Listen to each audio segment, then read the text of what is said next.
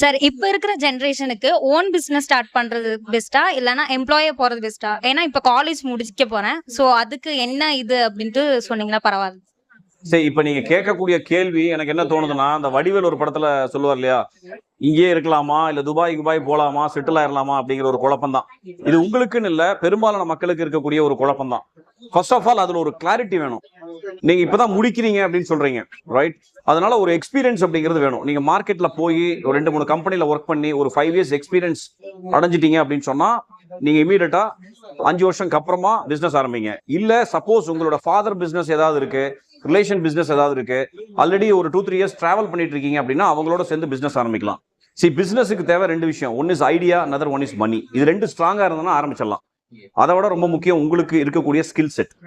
இல்லாட்டி வேலைக்கு போங்க, 5 வருஷம் ஒர்க் பண்ணுங்க. துபாயில் ஒர்க் பண்றீங்களா, இந்தியாவில் ஒர்க் பண்றீங்களாங்கிறது முக்கியம் இல்லை. ஆனா பிசினஸ் இந்தியாவில் ஆரம்பிங்க.